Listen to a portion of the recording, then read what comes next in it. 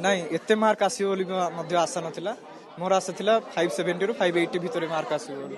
ଦେଖନ୍ତୁ ମୁଁ ଦେଖେଇବାକୁ ଚାହିଁବି ଦୃଶ୍ୟ ଯେ ବର୍ତ୍ତମାନ ପିଲାଙ୍କ ମହଲରେ ଗୋଟେ ଖୁସିର ଲହରୀ ଖେଳି ଯାଇଛି, କାରଣ ସେମାନେ ନିଜ ନିଜ ଯେଉଁ ପରିଶ୍ରମ କରିଥିଲେ ଯୁକ୍ତ 2 କୁ ନେଇ ତାର ଫଳ ପ୍ରକାଶ ପାଇଛି। ଏବଂ ମୋ ପାଖରେ ଅଛନ୍ତି ଯିଏକି ଅଂଶୁମାନ ଷଡ଼ଙ୍ଗୀ, ଯିଏକି 595 ମାର୍କ ରଖିଛନ୍ତି ଏବଂ ତାଙ୍କ ସହିତ ସିଧାସଳଖ ଆଲୋଚନା କରିବା ଯେ 600 ରୁ 595 ମାର୍କ ରଖିଛ। ପ୍ରଥମେ କଂଗ୍ରାଚୁଲେସନ ଦେବି ଯେ କେମିତି ପଢ଼ାପଢ଼ି କେମିତି ଚାଲିଥିଲା?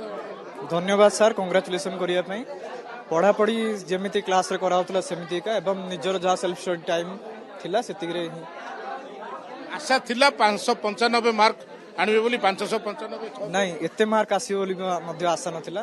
ମୋର ଆଶା ଥିଲା 570 ରୁ 580 ଭିତରେ ମାର୍କ ଆସିବ ବୋଲି। କେତେ ଗୁରୁତ୍ୱ ରହିଥିଲା ପଢ଼ାପଢ଼ି ଉପରେ, ତ କ'ଣ କହିବେ ପିଲାମାନଙ୍କୁ ଯେ କେମିତି ଉପଦେଶ ଦେବେ ଆଗକୁ ଯେଉଁମାନେ ବି ପରୀକ୍ଷା ଦେବା ପାଇଁ ଆସୁଛନ୍ତି?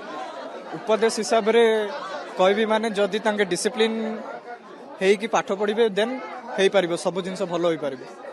କିଛି ଲକ୍ଷ୍ୟ ରହିଛି? କାରଣ ଆମେ ଜାଣିଛୁ ଯେ +2 ପରେ ପିଲା ତାର ଭବିଷ୍ୟତ ପନ୍ଥା ନିର୍ଦ୍ଧାରଣ କରେ, କିଏ କେଉଁ ଲାଇନରେ ଯିବ। ହଁ ସାର୍ ଅଛି, ଇଞ୍ଜିନିୟରିଂ ପାଇଁ ପ୍ରିପାରେସନ୍ ହେଉଛି, ଇଞ୍ଜିନିୟରିଂ ଏଣ୍ଟ୍ରାନ୍ସ ପାଇଁ ଏବେ ଆଗକୁ। ଅଂଶୁମାନ ଷଡ଼ଙ୍ଗୀ ଶୁଣୁଥିଲେ ଦୁର୍ଗା, ଯିଏକି ନିଷ୍ଠାର ସହିତ ପାଠ ପଢ଼ି ନିଜକୁ 595 ମାର୍କ ଆଣିପାରିଛନ୍ତି।